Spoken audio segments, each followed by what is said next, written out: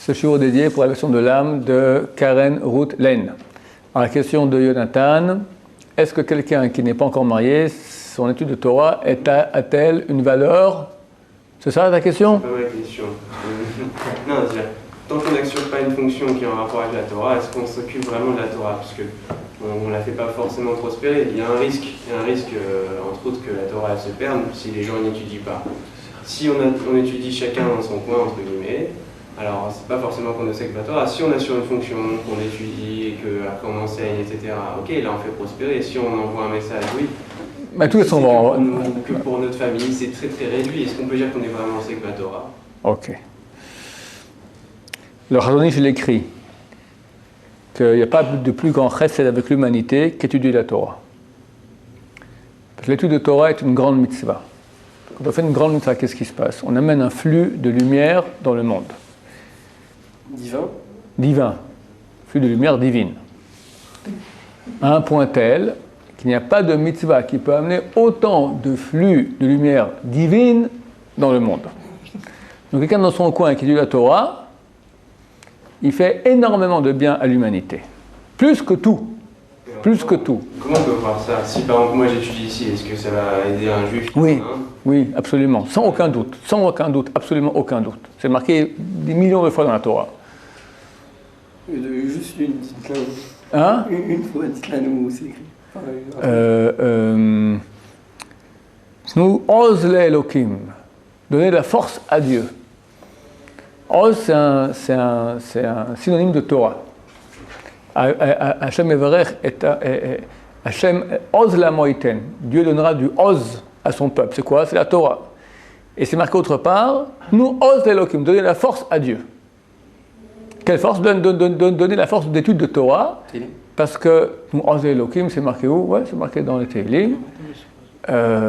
Après, en ricochet, Hashem, il amène un flux énorme. Tout le début du premier portail de Nefesh HaChaim, je explique ça très très bien, que le monde tient sur ça, le monde tient sur ça, le monde tient sur l'étude de Torah. Imlo briti yom laila, chokot shamayim va'aretz samti. Si ce n'est pas mon alliance d'étude de Torah jour et nuit, les lois du ciel et de la terre, je n'aurais pas placé. C'est-à-dire que s'il y aurait, il dit le Nefesh HaChaim, il dit que s'il y aurait un millimètre de seconde, d'accord, une fraction de seconde, chez Hachem, la fraction elle est infiniment petite.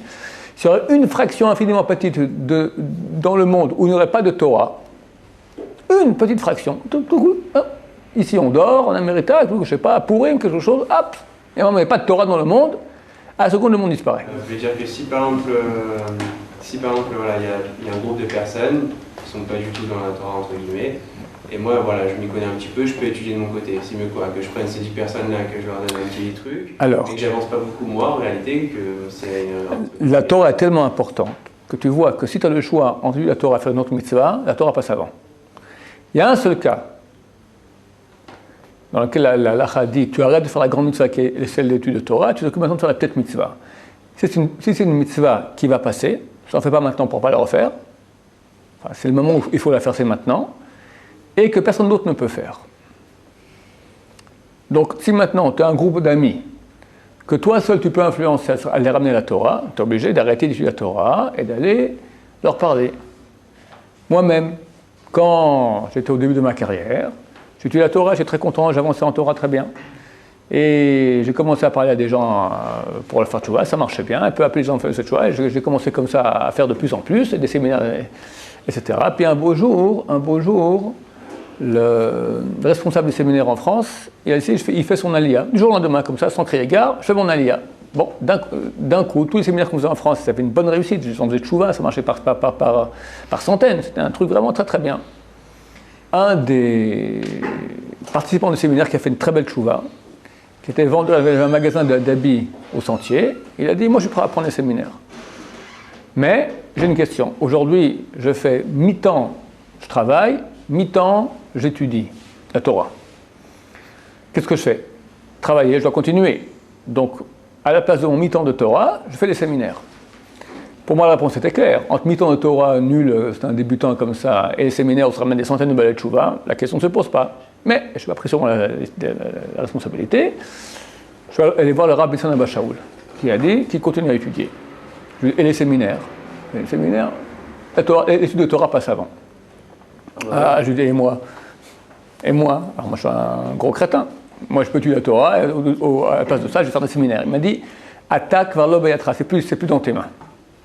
Ça veut dire, les gens sont en train de se noyer au bord du fleuve. Comme ça, t'as un qui est fleuve, au secours, il est en train de couler, d'accord? Des juifs qui quittent la Torah, ils sont en train de couler, mourir. Tu sais pas nager. Tu sais pas nager. Qu'est-ce que tu peux faire?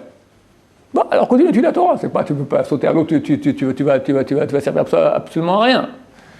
Par contre, quelqu'un qui est déjà maître nageur, ne peut pas dire, moi je préfère aller étudier. Il doit sauter à l'eau. Moi qui ai appris maintenant à parler aux gens, comment les ramener, etc., et ça réussit bien, je ne peux plus dire maintenant je vais étudier. Je n'ai pas le droit, Mais quelqu'un maintenant, il n'est pas encore entré là-dedans, il étudie la Torah. Qui étudie la Torah? C'est clair. Parce qu'il fera beaucoup plus de bien au monde. Mais, la Torah ne peut pas... Elle comprend que le monde ne marchera pas si tout le monde étudie et personne ne fait rien, d'accord? Tout le monde va étudier et rien d'autre se passera. Il faut aussi quelques personnes qui s'occupent d'autre chose. Alors, elle a fait qu'il y a des gens comme moi, d'accord, qui ont fait des bêtises et décident maintenant de commencer à parler aux gens pour pouvoir faire un tchouva. Mais c'est clair en plus que tout celui qui comprend un peu comment fonctionnent les choses, personne ne fait faire tchouva. Tu peux parler à quelqu'un des années, puis il reste imperméable, hein, tu lui fais un clin d'œil, il fait tchouva. C'est pas toi qui gère. Qui gère? Hachem envoie un mérite, une certaine lumière dans la neshama, dans l'âme de cette personne, il se réveille. Maintenant, en fonction de quoi Hachem envoie ce mérite? Où c'est écrit ça? En fonction de la Torah. En fonction de la Torah. Comment vous avez écrit ça? Qu'il envoie une lumière à l'un et l'autre il envoie... Je parle maintenant à 50 personnes. Oui. Je fais un argumentaire. Il y en a qui disent je fais tchouva. Il y en a qui disent très bien, très sympa, mais non merci. Voilà, c'est ça. Et alors aussi, comment ça se fait? Tu peux m'expliquer comment ça se fait? Non, il y a une lumière, d'accord, mais ça, d'où on tient cette source-là? D'où on apprend que non, explique-moi. l'un il donne la lumière et l'autre c'est de la kava, c'est de la halakha, c'est de la... Explique-moi qu'est-ce qui s'est passé. Non, vous avez raison. Il y en a un où il a le ressenti et l'autre il l'a pas ressenti. Il y a un choix aussi dans l'histoire, c'est pas que... Est-ce qu'on peut l'apprendre de quelque part? Il a un choix. Mais il y en a un qui n'a pas le... Qui fait le choix, celui qui dit non, moi je m'en fous, il fait le choix que D'accord. Mais tu vois qu'il y a des gens on les aide, on les pousse, puis il y en a qu'on les freine. Quelqu'un, une fois, il est venu au séminaire, on a travaillé des années pour venir au séminaire. Sur la route du séminaire, il a fait 2 crevaisons. Il est rentré chez lui à la maison. On l'empêche de venir. Puis je me souviens, il a fait une très belle chouva. On faisait le séminaire à Palaiso, Massy Palaiso. Et lui, il s'est perdu, veille de Shabbat, il dit, bon, on va aller à Massy, sur une communauté juive, on pourra passer Shabbat là-bas. Il était très light, même pas, histoire de, qui douche, machin. Et puis, il s'est dit, bon, après, on va aller à l'hôtel, après j'irai à la synagogue du coin. Il va à l'hôtel, il voit plein de juifs, tout ça. Il a fait le séminaire, il a fait une chouva totale. Aujourd'hui, il est à Vrech, d'accord? On l'amène là-bas. C'est clair. Maintenant, au mérite de quoi? Le Stapler, il a dit, la source, le Rav Han Kanevsky, le Rav Yaakov Israël Kanevsky, le Stapler, il a dit, quelqu'un fait chouva pour 2 raisons. Ou Zchut Avot, le mérite des ancêtres, ou il a fait le mitzvah dans sa jeunesse, cette mitzvah est claire. Si je veux approfondir ça, où je vais chercher ce que vous dites? Si je veux approfondir, c'est plus grave. Dans Karyana des Garta du Stapler. C'est une question. Comment on peut expliquer à des gens qui comprennent pas que l'étude de la Torah c'est ce qui est le plus grand chesed? Parce qu'eux ils veulent du matériel, ils veulent du concret. Si les gens comprenaient, on n'aurait pas la situation de lamentable qui est aujourd'hui en Israël. Il y a même des religieux qui disent les Bnei Sheva, elle est à l'armée. Moi je pense que il faut leur dire comme ça, il faut leur dire. Vous êtes juif? Ah oui, bien sûr. Pourquoi je suis un goy? Non, je pose la question des juifs. C'est quoi un juif au juste? Qu'est-ce que c'est? Une religion, c'est pas, parce qu'on peut être juif sans être religieux. Une descendance génétique, raciale, on est tous descendants d'Abraham, Isaac et Yaakov, c'est pas parce qu'on peut être converti. Un peuple juif, mais c'est pas comme les autres peuples. C'est vrai qu'on est un peuple, mais c'est quoi un peuple? C'est un groupe, défini par une certaine il y a une identité commune, je sais pas, il y a une chose qui les unit en tant que peuple, les identifie en tant que même peuple. Tous les peuples, absolument tous les peuples, sont identifiés par une appartenance à une terre. Nous pas. La terre d'Israël est notre terre, mais c'est pas elle qui nous fait juifs. On est né dans le désert. La majorité de notre histoire, on a vécu hors de la terre d'Israël. La majorité des Juifs habitent hors d'Israël, pourtant ils sont Juifs. Un Français qui quitte l'Écosse il y a 1000 ans, ça fait 1000 ans qu'il habite l'Écosse, il est quoi? Les Juifs. Un non-juif qui habitait la France du temps de Charlemagne, et un beau jour, on avait ras-le-bol, il ne veut plus aller à l'école. En Écosse, c'est pas encore l'école. Il dit, je vais en Écosse, c'est le paradis, il n'y a pas d'école. Et il devient écossais. Après 1000 ans, il est français ou il est écossais? Je ne dis pas trop, il est écossais. Maintenant, un juif qui a quitté Israël il y a 2000 ans, et il a été, où il n'a pas été? En Babylonie, en Afrique du Nord, en Espagne, en France, en Ashkénaze, en Pologne, en Sibérie, il est revenu, bon, vivant, Baruch Hashem. On dit, t'es quoi? Il est juif. Même s'il habite la France depuis 1000 ans, il est juif. Donc on voit qu'on n'est pas défini par la terre dans laquelle on se trouve depuis des siècles, on est défini par autre chose. Par quoi? Hein? Un chrétien aussi. Un chrétien, il n'y a pas de peuple chrétien, une religion chrétienne. Mais le juif aussi, c'est un peuple juif. Peuple juif, bien sûr.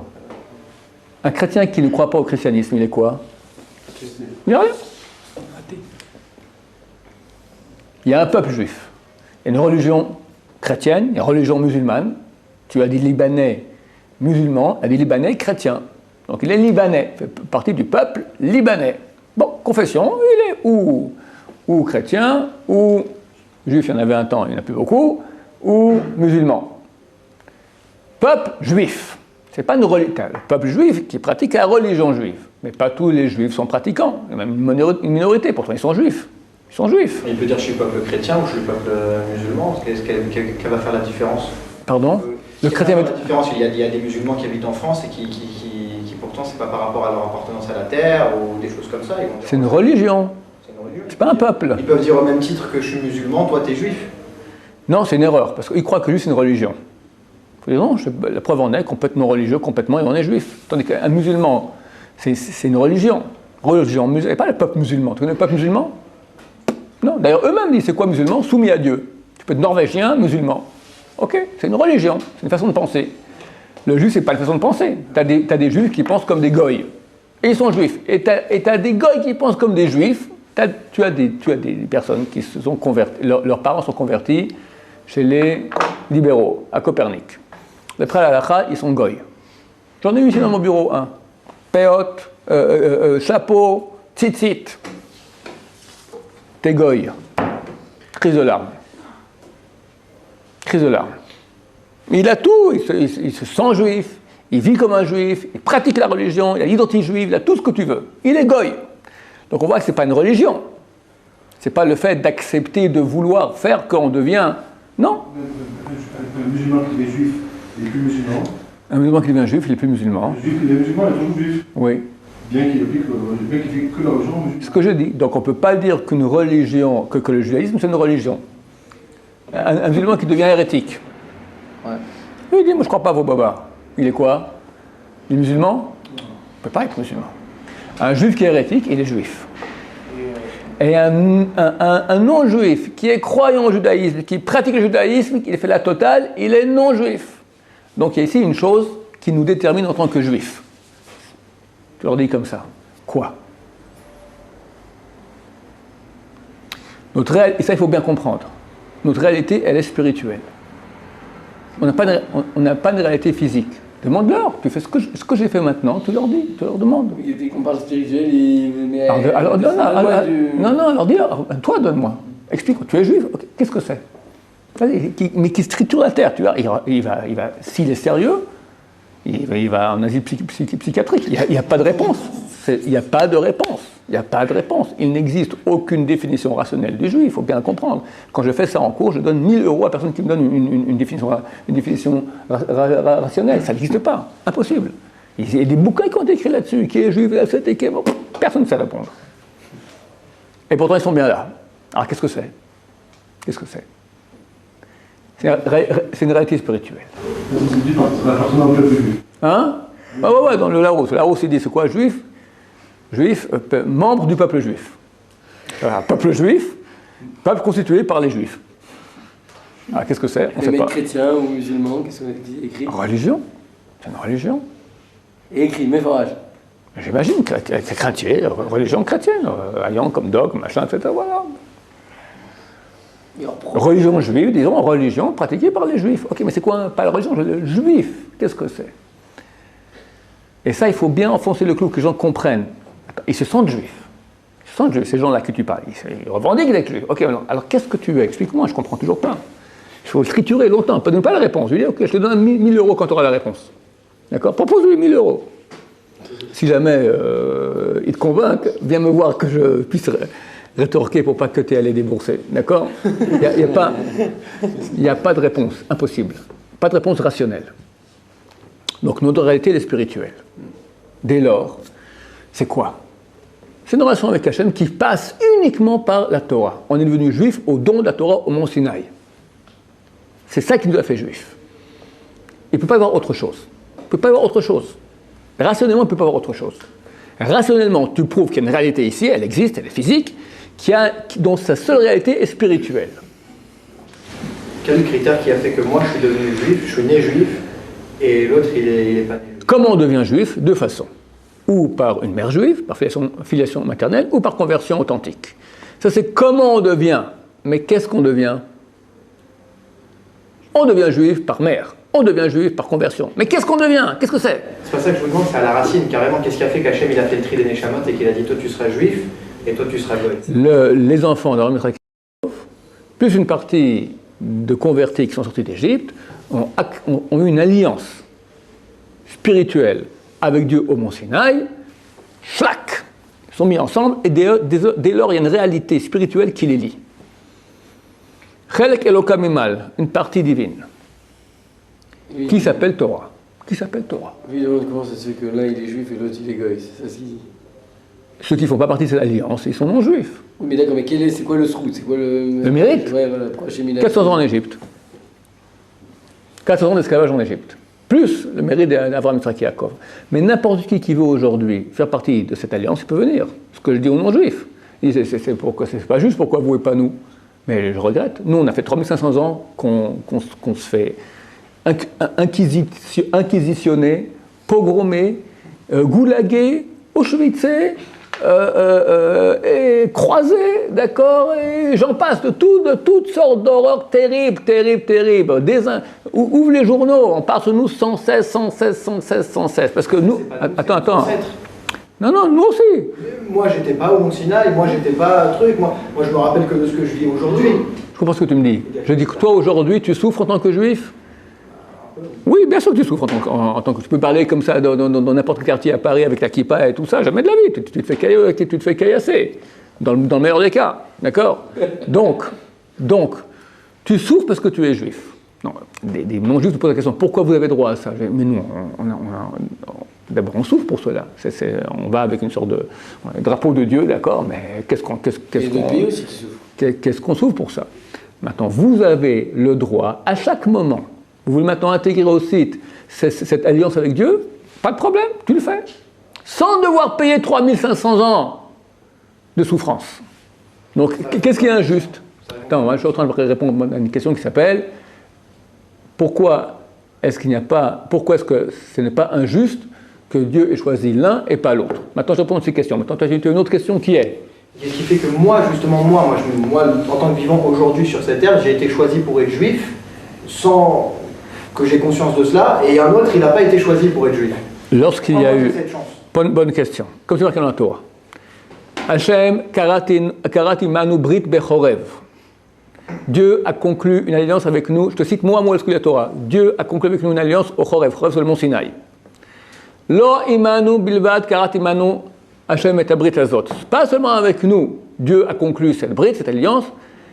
Ela im asher yeshno po ve she'eno po. Avec ceux qui sont là, présents, et ceux qui ne sont pas présents. Tous ceux qui vont venir. Vu que notre réalité est spirituelle, ce n'est pas que les corps qui étaient au mont Sinaï qui ont eu droit à cette alliance, c'est toute l'âme du peuple juif, c'est une âme. Il y a une âme générale qui s'appelle le peuple juif. T'en fais partie. Ton âme était au mont Sinaï. Et ton âme a fait cette alliance.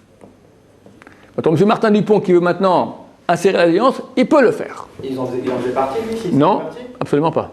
Martin Dupont ne faisait pas partie de cette alliance. Il s'est rajouté dans le... Il peut se rajouter à n'importe quel moment. C'est une alliance qui est one ticket. Comment on appelle? Sens unique. Sens unique. Tu peux rentrer, tu peux pas sortir.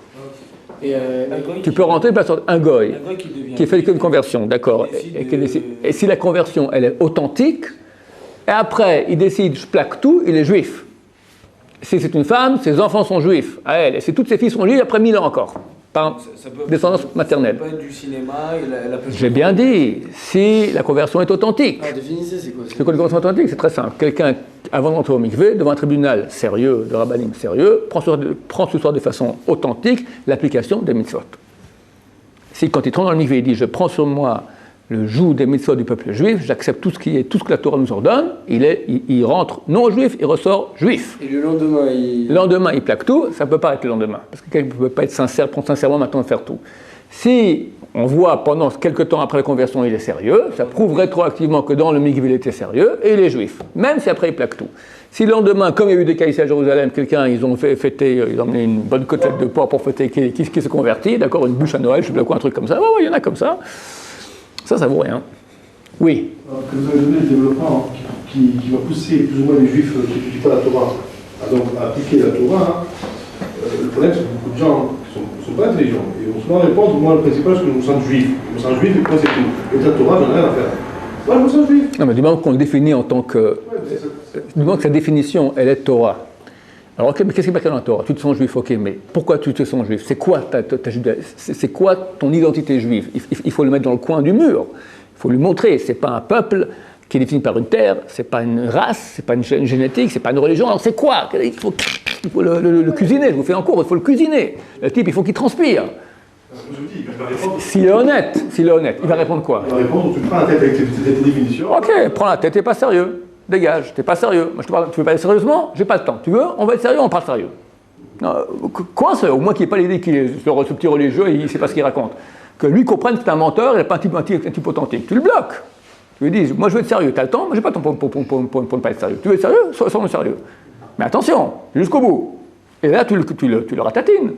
Et tu le mets dans le coin. Alors qu'est-ce que t'es? Donc tu reconnais maintenant que tu as il est obligé de reconnaître qu'il a une identité qui n'est pas du domaine rationnel. Ok, donc on est dans l'irrationnel. Qu'est-ce qu'on dit rationnel, nous? Quoi? La seule chose qu'on a, c'est que ce que nous raconte notre histoire. On a un patrimoine qui s'appelle Torah, qui est une réalité spirituelle. Qui dit quoi? Qui dit Shabbat, qui dit Kashrut, qui dit arrêter d'aller avec les filles, etc. Voilà. C'est bien dommage, hein. Moi je fais qui pour. Pas un temps, je fais qui douche, et je me permets d'étudier. Je suis fidèle à la Torah. Bien. Tu connais les 10 commandements? Au moins tu connais les 10 commandements? Dis-le. Tu connais les 10 commandements? Voilà. Mechalelea mot yuma. Celui qui transgresse le Shabbat, il sera puni de mort. Personne ne meurt. Alors? C'est à l'époque, ça. C'est à l'époque? Ou c'est à l'époque? Personne ne meurt aujourd'hui. Quoi à Il l'époque? ne pas comme ça. Personne ne meurt aujourd'hui. Il va dire c'est antique. Hein? Il va dire c'est antique. Personne ne meurt aujourd'hui. On vit tous infiniment. Non. Mais c'est vrai que du temps du temple, il y avait une école capitale, encore rarement. Mais c'est grave, la Torah te dit ça. Alors j'ai une autre réponse à lui donner. Vous voulez maintenant comment faire toujours aux gens? Allez. Attends.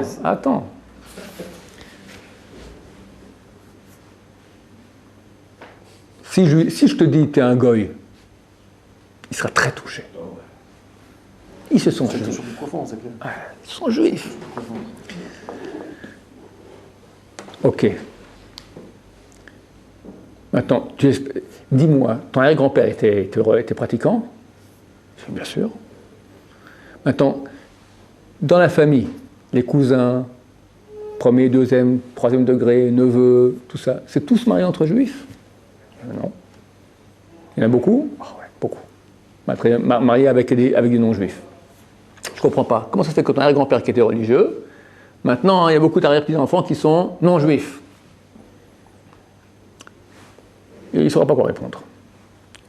Je te signe, mon cher ami, je te signe que parmi tes arrière-petits-enfants, tu as une majorité de non-juifs. 100 000 €, je te mets sur la table. Et ce n'est pas une fiction, c'est des statistiques. En Amérique, ils ont fait des statistiques, ils ont pris 4 groupements de juifs. Orthodoxes, modernes orthodoxes, conservatifs, libéraux. Ils ont pris 300 familles sur 4 générations. 300 deviennent, arrivent, je crois, de 300, ils arrivent à 1200 personnes dans les orthodoxes. Les 3 autres, modernes orthodoxes, ça reste à peu près la même chose, 300. Les 2 autres conservatifs libéraux, ça passe de 300 à 7. C'est normal. L'histoire a montré. Ce n'est pas une fiction, c'est une réalité sociologique facilement démontrable. Que lorsque tu as un parent qui pratique la Torah, s'il pratique comme il faut bien, il met beaucoup plus de chances de son côté que ses enfants pratiqueront aussi. Comment ça se passe? Et puis ça commence comme ça. Le grand-père, orthodoxe, la totale, qui vient de Pologne, ou du Maroc, ou de Tunisie. Et il monte à Paris, parce qu'on monte à Paris. Bon, et on a un jour de Shabbat, et il veut aller à la synagogue, et il est enrhumé. Il est enrhumé. Attends, et c'est dans le rhume, il y a 2 phases. La deuxième phase, celle où on a, sur votre aspect, comme ça, dans les bouchées avec de la matière verdâtre, solide. La première phase du rhume, c'est extrêmement liquide, transparent. Pic! Je veux dire, toutes les 30 secondes, pic! C'est super casse-pied, il faut un mouchoir. Sans mouchoir, t'es fichu. Pic! Bon, il veut aller à la synagogue. À l'époque, on est il y a 40-50 ans, il n'y avait pas les mouchoirs comme il y a aujourd'hui à la synagogue. Alors il faut son mouchoir. Dilemme. La Torah interdit de porter à l'extérieur Shabbat. Bon, alors je ne porte pas. Ah, ben, comment je vais faire? Je suis dans la Manche, ça ne se fait pas. Baruch Hashem, pique sur le Sidour. Ça fout mal. Un peu la Torah, Baruch Hashem Vorar, pique sur le Sefer Torah. T'imagines la honte? Bon, je prends le mouchoir c'est interdit. Moi, j'entre à la maison. Et c'est lecture de la Torah, Kaddish, Ktoucha, et tu fais quoi de tout ça? Tu fais la Betsibour, le Minyan, on a besoin de toi. Ah, qu'est-ce que je fais? Réfléchissons. D'abord, au Maroc, on portait. J'ai eu des grands rabbins portés au Maroc. C'est vrai, parce qu'au Maroc, il y avait une muraille qui entourait la ville. Donc c'était permis, gros bêtard. Et puis, mon cher Rabbeinu. Vous ne connaissez pas notre réalité ici en France. Au Maroc, il faisait bon sec. Dans le Mont Sinaï aussi, dans le désert. Si Moshe Rabbeinu, il était là, il irait dans le ciel, il me dirait, avec ce rhume que j'ai, avec ce ton de chien qui est à Paris, arrête, fais pas l'idiot, c'est pas si grave, porter un mouchoir dans la rue, t'as pas allumé la lumière, t'as pas roulé en voiture, t'as rien fait, c'est pas grave. En plus, que Dieu il comprend que c'est pour le minyan, tu fais des mitzvahs, faut arrêter d'être, faut pas être trop carré, un peu, la Torah est intelligente, elle est humaine. Et il prend le mouchoir dans la rue. Ok. Avec un argumentaire. Il se marie à des enfants, et comme Shabbat, chaque Shabbat, il prend son fils par la main, ils vont ensemble à la synagogue. Et notre arrière-grand-père est enrhumé chronique, et au milieu du chemin, comme ça, il prend son mouchoir, se mouche. Le gosse voit, papa, tu portes un mouchoir dans la poche, Shabbat, je comprends pas, on m'a dit qu'on pouvait pas. Je comprends plus rien. On peut pas. Attrapé en flagrant délit, le grand arrière-grand-père. Mais il a argumentaire qui est prêt, tu sais, mon fils. C'est vrai que les rabbins disent que non, mais moi, au Maroc, on portait. Et puis en plus, mon cher Rabbeinu, si elle a vu un cas pareil que moi je suis enrhumé, et puis le Kvod la Torah, et le pic, il fait toute la totale, il déballe l'argumentaire. Bon, le gosse, il a compris. Qu'est-ce qu'il a compris, le gosse? Il a compris que dans des cas où c'est un peu ennuyeux, on peut contourner la Torah. Il va grandir, le gosse. Puis un beau jour, il a 20 ans, il a eu son permis de conduire, il va à la synagogue, bien sûr, il pleut des cordes. Aller sous la pluie pendant une demi-heure, par ce temps-là, tu arrives à la synagogue, tu es trempé, tu rentres à la maison, pneumonie. Bon, ben, j'entre à la maison, Sefer Torah, Kaddish, Minyan, on a besoin de toi, le Minyan. Bon, ben, je ne peux pas sortir comme ça, je ne peux pas. La Torah dit d'ailleurs, il faut garder son corps en bonne santé. Une idée, la bagnole. Mon cher Ben ne connaissait pas. C'est un jour de repos, Shabbat. C'est crevant, 3 fois. Il faut aller Shachrit, Mincha, Arvit, 3 fois les retours. 1 heure de marche sous la pluie. C'est pas humain, c'est un jour de repos. C'est marqué dans la Torah pour se reposer. Bien sûr que moi, j'avais pour ça. Et mon père, d'ailleurs, il m'a bien dit que dans les cas, on peut arrondir les angles. Bien sûr, on prend la voiture. Comme ça, au moins, je ferai une prière dispo, je serai bien. Voilà, c'est Kvod Shabbat, l'honneur du Shabbat. Il va sur la route, content, il voit le rabbin sous la pluie. Compris celui-là. Dans le ghetto, d'accord? Le rabbin obscurantisme moyenâgeux. Son fils, notre père, kidouche. Chérie, baisse la télévision, je fais le kidouche. Mais non. Bah oui. Mais parce que dans des centaines de milliers de familles, c'est comme ça que ça se passe. Avec la télé? Bien sûr, on baisse le son pour le kidouche, Kvod Shabbat, on baisse le son, on baisse avec la télévision. Même les bougies de Shabbat, des fois sur la télévision, des fois après l'entrée de Shabbat. Les bougies, c'est sacro, il faut allumer les bougies, c'est Kvod Shabbat, des fois après. Des fois en été, ça rentre, en hiver, à 4h30, à 4h30 du travail, là, allumer les bougies. C'est important. Et on garde les choses essentielles. Alors, Brit Mila, Bar Mitzvah, mariage, mezouza à l'intérieur, pas à l'extérieur, avec les temps qui passent, et décès dans enterrement juif. Maintenant, les fêtes importantes, Kippour, Rosh Hashanah, on va écouter le chauffard, Hanouka, ouais, vaguement, on fait une petite fête familiale avec les bougies, le soir du Seder, sacro-saint, c'est le I-Seder, c'est ordre, c'est tout à fait le contraire, c'est pour désordonner, comment ça va, il n'y a rien, voilà. D'accord? Et l'essentiel de tout, on garde des traditions culinaires. Couscous boulette vendredi soir pour les Tunisiens, daf pour les Marocains, gefilte fish pour nos pauvres frères ashkénazes, d'accord? Ça, c'est sacro-saint, ça, c'est ce qui reste jusqu'à la fin. La Goya, pas trop, mais l'été, on va à Eilat, on va à la Tania, là-bas on s'éclate, c'est tous des juifs, il paraît. Tu parles aujourd'hui, ils ont fait l'importation de la provenance de Russie, avec Tatiana, Natacha, tout ce que tu veux. Notre génération, on va à la fac, on se sent juif, on est dans le mouvement, machin, l'UEJF, tatati tatata, pro-sioniste, tatata. Et puis il y a, comment on l'appelle ce coup-là? Allez, Suzanne. Yeux bleus, cheveux blonds, mignonne, gentille. Bon, au début, c'est juste pour s'amuser un peu. Et puis on s'attache, et on s'attache, et on s'attache. Un beau jour, on va voir papa et maman. Voilà, Suzanne et moi, on a bonne nouvelle vous annoncer. Quoi, on va se marier. Mais mon fils, mais quoi papa? Mais elle n'est pas juive. Je comprends même pas quoi, c'est un singe. C'est un singe, tu la connais, Suzanne. Je m'entends avec elle, elle veut mon bonheur, je suis heureux avec elle. Rachel et Sarah, j'ai essayé. Elles sont casse-pieds, elles sont dures, elles sont jamais contentes. Et puis j'ai amené Suzanne à la synagogue. Elle a adoré. Elle a trouvé ça tellement solennel. Elle a pris le sidour. Elle ne sait pas très bien encore dans quel sens on lit comme ça. Elle m'a raconté qu'elle pouvait se concentrer à côté d'elle, Rachel et Sarah, papoter sans cesse du Lachon Hara. T'as vu lui, t'as vu machin. Alors qu'est-ce que tu préfères? Une Rachel tordue ou une Suzanne qui soit droite? Puis, dis pas à maman, je ne vais pas la rendre jalouse. Elle fait la daf, Suzanne, mieux que maman.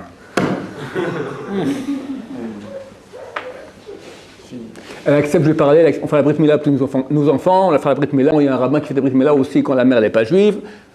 Tout va très bien. Et puis, elle adore Israël. Elle veut habiter Israël. Alors, et voilà. Tu lui dis à ce monsieur-là, moi ça me suffit maintenant, je suis un juif du cœur, très bien. Ton fils sera moitié du corps, ton petit-fils sera goy. Et ça, c'est pas une fiction, c'est une réalité qui nous concerne tous. Quelqu'un qui fait du moitié-moitié, il met toutes les chances. Il y a des exceptions toujours. Des grands religieux qui ont des enfants complètement goy, et des grands goy qui ont des enfants, je parle des juifs qui se comportent comme des goy, qui pour venir ont des enfants qui sont des grands rabbins. Ça arrive, ce sont des exceptions. On doit mettre toutes les chances de notre côté. Quand on est intègre, quand on est droit, quand le fils il voit qu'au-dessus de tout il y a la Torah, qu'on est prêt à tous les sacrifices pour la Torah, ça rentre dans sa moelle épinière. Il comprend que la Torah c'est au-dessus de tout. Ça continue. Mais quand on fait notre vie, quand ça touche la Torah, tac, alors on commence à faire un peu autrement, comme font certains mouvements que je ne vais pas citer le nom ici, d'accord? Juif mollo, on fait la vie, on est juif, tout ça, mais il ne faut pas pousser, d'accord? Et bien ça fait qu'à la fin il n'y a plus rien.